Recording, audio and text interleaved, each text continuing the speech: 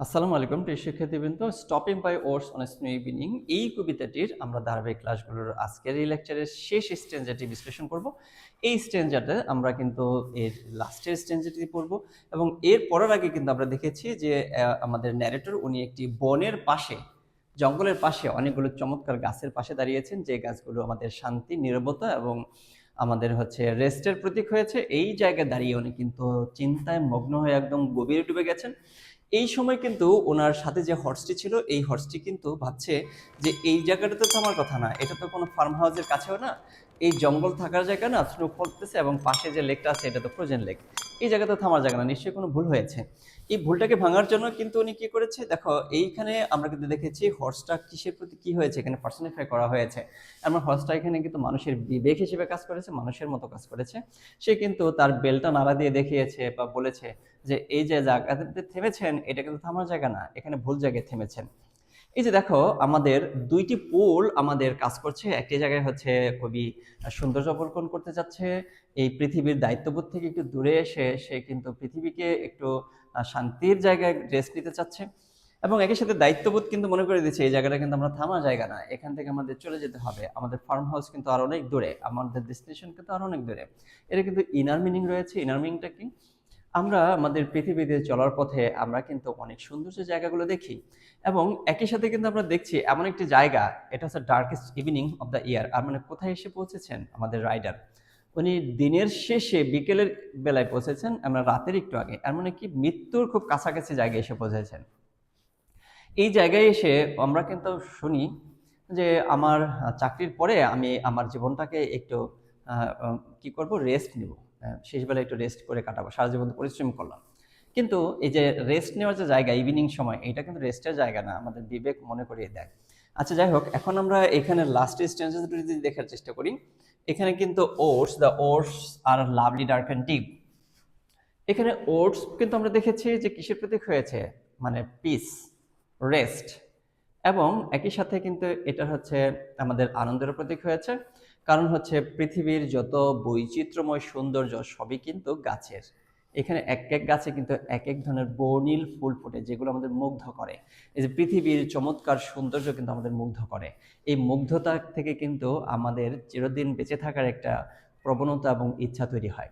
এই যে দেখো, এখানে কিন্তু বলছে the woods are lovely dark and deep. Woods কিন্তু এখন আর জঙ্গল এবং গাছের মধ্যে সীমাবদ্ধ নেই, পৃথিবীর যে চমৎকার সৌন্দর্য, পৃথিবীতে বেঁচে থাকার যে আমাদের ইচ্ছা, এই ইচ্ছায় রূপান্তর হয়ে গেছে philosophically.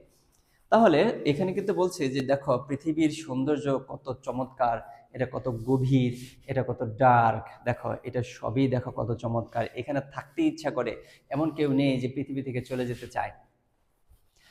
But I have promises to keep. এইখানে কিন্তু আরেকটা বিষয় রয়েছে, আরেকটা কিন্তু বিষয় রয়েছে। এই যে সৌন্দর্য, এই সৌন্দর্য দেখে এই সৌন্দর্যের মধ্যে থেকে যাওয়া যাবে কিনা, এখানে স্থির হয়ে থাকা যাবে কিনা, এটার কিন্তু আরেকটা বিষয় এখানে প্রকাশ করছে যে I have promises to keep. আমার কিন্তু প্রতিজ্ঞা রয়েছে, আমি কিন্তু প্রতিজ্ঞা করেছি, আমাকে আরো দূর এগিয়ে যেতে হবে, এখানে কিন্তু রেস্ট নেওয়ার জায়গা না। এখানে কিন্তু আমরা দেখেছি যে ওটস হচ্ছে কি রেস্টের প্রতীক, রেস্ট নেওয়ার একটি চমৎকার জায়গা, শান্তির প্রতীক, শান্তির জায়গা। এই যে দেখো মানে এই যে এই জায়গাগুলোতে থাকার মতো কিন্তু এখানে কি নেই, এখন সুযোগ নেই। কেন? আমার আরো অনেক দায়িত্ব রয়েছে, সেই দায়িত্বগুলো পালন করতে হবে। যেমন কিন্তু আমরা অনেক অভিভাবককে শুনি যে আমার ছেলে মেয়েকে আমি যদি একটু ভালো জায়গায় পৌঁছায় দেখা মারা যেতে পারতাম, তাহলে আমার একটু ভালো লাগতো। আচ্ছা, এর মানে কি? তার এই যে দায়িত্বটা শেষ করে তারপরে যদি সে দেশে মারা যায়, তাহলে তার একটু কি লাগবে, মানসিক শান্তি লাগবে। এই যে দেখো, এই যে দায়িত্ববোধ, তার ফাইনাল স্লিপের আগে, ঘুমের আগে, ফাইনালি স্লিপ যাবে, ঘুমে যাবে যখন, তার আগে তার দায়িত্বটা সম্পন্ন করার যে তাগিদ, এটা কিন্তু রিপ্রেজেন্টস করছে এই লাইনটা। খুবই চমৎকার একটা লাইন। একই সাথে যদি বলি যে এই স্ট্যান্ডাটা আমাকে কোটেশন হিসেবে উল্লেখ করতে হবে, তুমি যে প্রশ্নের উত্তর করো, এইখান থেকে তো 10 নম্বরের একটি প্রশ্ন উত্তর করতেই হবে। তাহলে তুমি যে প্রশ্নের উত্তর করো, যে প্রশ্নের এখানে প্রশ্নের মধ্যে আসুক, নতুন প্যাটার্ন অনুযায়ী যে প্রশ্নের উত্তর হবে, সেখানে কিন্তু এই মানে স্ট্যান্ডাটা কোটেশন হিসেবে উল্লেখ করব।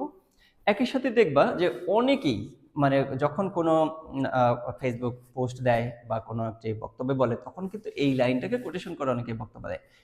খুবই গভীর ফিলোসফিক্যাল একটি লাইন, এটা ব্যাখ্যা করব আমরা। এটা দেখো খুবই চমৎকার জিনিস রয়েছে আমাদের চতুর্দিকে, কিন্তু এই চমৎকার জিনিসগুলোকে আঁকড়ে ধরে শুধু বসে থাকলে আমার চলবে না। আমি অনেক প্রতিজ্ঞা করেছি, আমাকে অনেক দূর যেতে হবে। কোথায় যেতে হবে? And miles to go before I sleep. Sleep কিসের প্রতীক হয়েছে এখানে? আমরা অবশ্যই বুঝতে পেরেছি স্লিপটা অবশ্যই মৃত্যুর প্রতীক হয়েছে, ফাইনাল ঘুমের প্রতীক হয়েছে, ঘুম মানেই মৃত্যু। এখানে কিন্তু আমরা লিটারেরি অনেকগুলো কবিতা পড়ে এসে কিন্তু আমরা বুঝতে পেরেছি যে ঘুমটা হচ্ছে মৃত্যুর প্রতীক।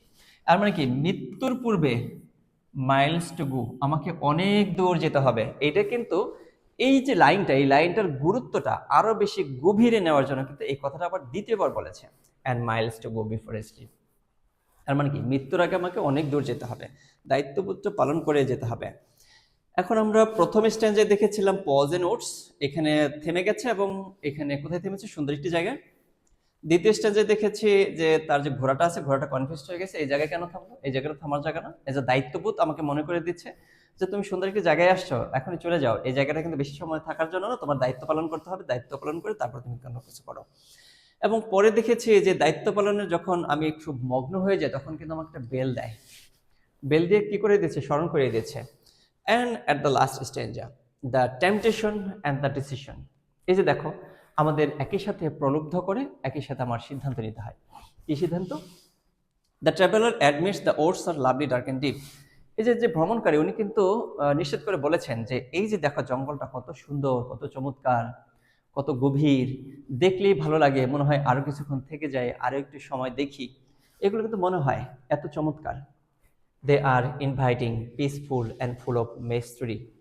এগুলো কিন্তু তাকে আমন্ত্রণ জানায় যে আরেকটু থেকে যাও, আরেকটু অবলোকন করো, কত শান্তির জায়গা, কত অদ্ভুত একটা জায়গা। This is the strongest temptation. এটাই হচ্ছে সবচেয়ে শক্তিশালী প্রলোভন। মিস্ট্রি কিন্তু সবচেয়ে বড় প্রলোভন। To give in, to rest, to stay may for ever, but then comes the shift. তারপরে কিন্তু একটা শিফট চলে আসে, ওইখানে কিন্তু থেমে যাবেই। দেখো, woods are lovely dark and deep, এবার দেখো তার জায়গাটা অনেক চমৎকার, পছন্দ হয়েছে। এর মানে কি, পছন্দের জায়গাটা কিছুক্ষণ থাকবে, কিন্তু পরক্ষণেই কিন্তু একটা শিফট চলে আসে, তার বিবেক চলে আসে। বিবেকটা এসে কিন্তু তাকে নাড়া দিচ্ছে, I have promises to keep, আমাকে আরো যেতে হবে, থেমে গেলে চলবে না। হি রিমেম্বার্স হিজ রেসপন্সিবিলিটিস, পরবর্তীতে সে কি করলো? তার দায়িত্বের কথা স্মরণ করলো। হিজ ডিউটিস টু আদার্স, অন্যের প্রতি দায়িত্ব। হিজ ডিউটিস আনফিনিশ জার্নি, তার যে দেখো যে এখনো তার জার্নিটা বাকি আছে, অর্ধেক পথে আছে, আরো পথ বাকি আছে, ফার্ম হাউসে পৌঁছাতে হবে, গ্রামে পৌঁছাতে হবে। এটা মনে করে দিল। Repeated and miles to go before sleep emphasize his determination. দুইবার বলার কারণে তার যে প্রতিজ্ঞাটার, এই প্রতিজ্ঞার গভীরতাকে বোঝানো হয়েছে। Sleep here means both literature rest at the end of the day and symbolizes rest at the end of life. মানে মৃত্যুকে কিন্তু রিপ্রেজেন্ট করে, আমরা দেখেছি। ইনার মিনিংটা একটু দেখার চেষ্টা করি আমরা এখানে। Life is not about giving it escape for death to সন।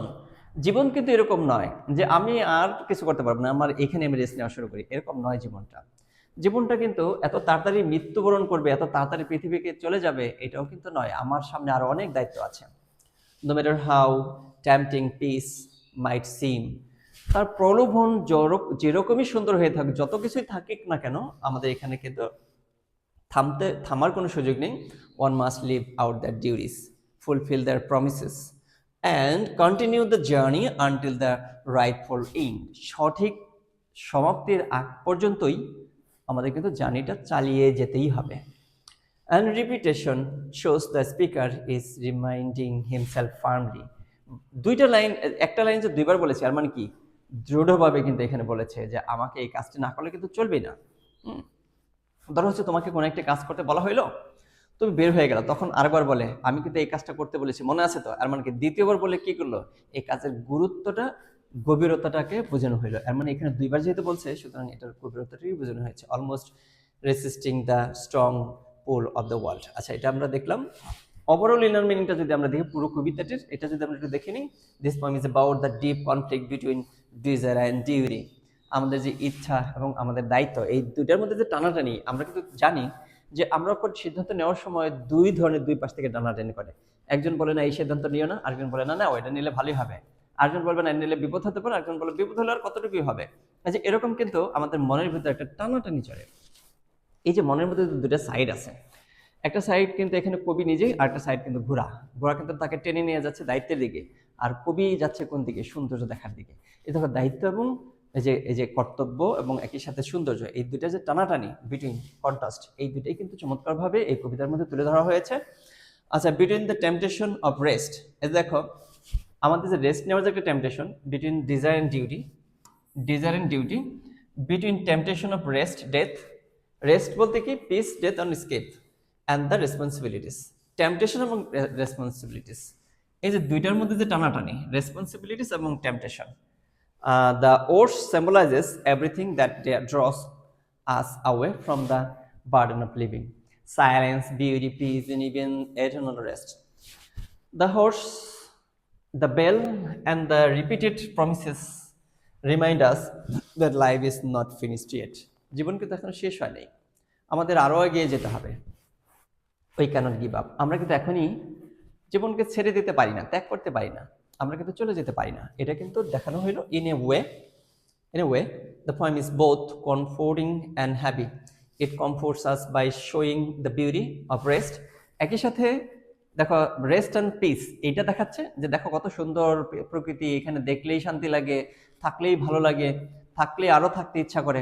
একই সাথে ঘোরা, এখানে আমাদের মাইন্ড, আমাদের রেসপন্সিবিলিটির যে প্রতীক, but it also reminds us strongly we must live on, আমাদের আরো এগিয়ে যেতে হবে, বেঁচে থাকতে হবে।